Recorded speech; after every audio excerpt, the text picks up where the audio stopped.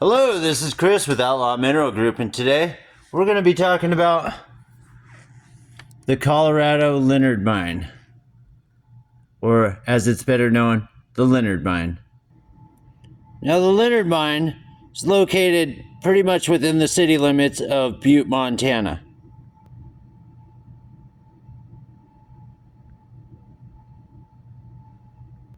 Now it's all part of the Berkeley pit. Because water does what water does. And unfortunately now it's one of the largest super fun cleanup sites in the world. So, woohoo.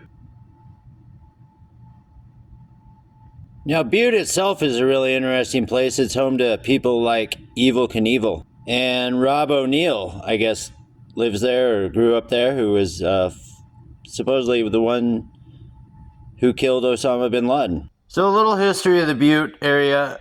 Gold was discovered there in 1864.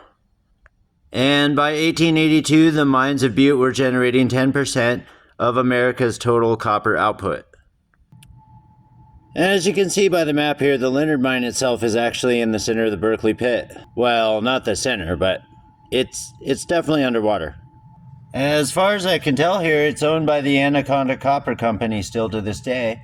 And it was famous for producing gold, silver, copper, tungsten, lead, and zinc. So the interesting thing about Butte is that during the heyday of Butte mining, there was over 70 different copper mines within the city of Butte itself. So that's a pretty small area.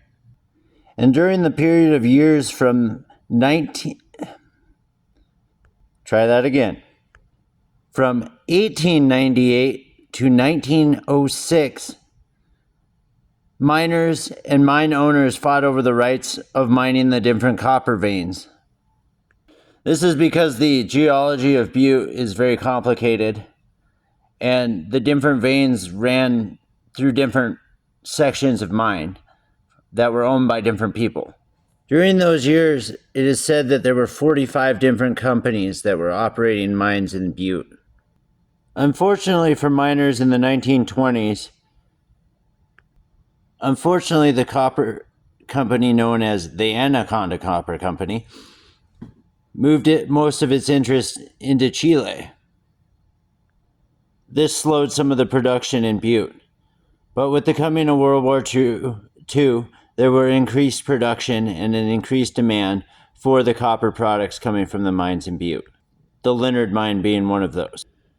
Later on, in the 1960s that is, and the 1970s, collectors started finding out that there were amazing specimens that were located within the Lenard Mine.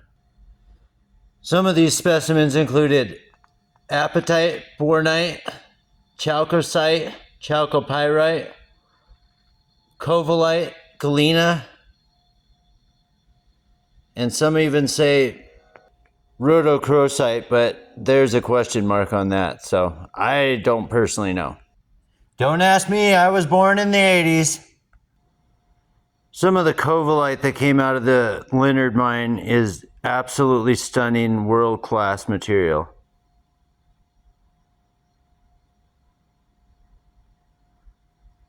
This just happens to be a really cool sample of it.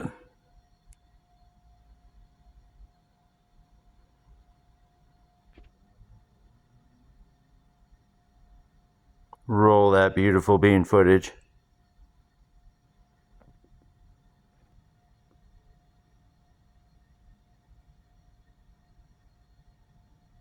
Now, unfortunately for me, when I was writing this, I had a hard time finding really any sort of historical information about the Lenard Mine. Most of it just brought me to an overview of Butte history.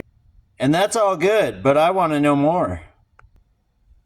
So if anybody knows anything, please put it in the comment section. It would be greatly appreciated. Yeah, yes, please. And unfortunately, the geology around Butte is very complicated. I've spent a lot of time mining crystals in the area, and it's really interesting stuff. It would take me days to go through it all, so I tried to condense it as best as I could.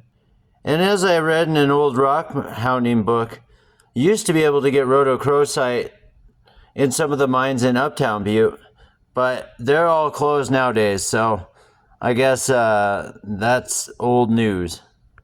But rhodochrosite's so cool, it's definitely worth looking for. And thanks for watching, and happy hunting out there, everybody.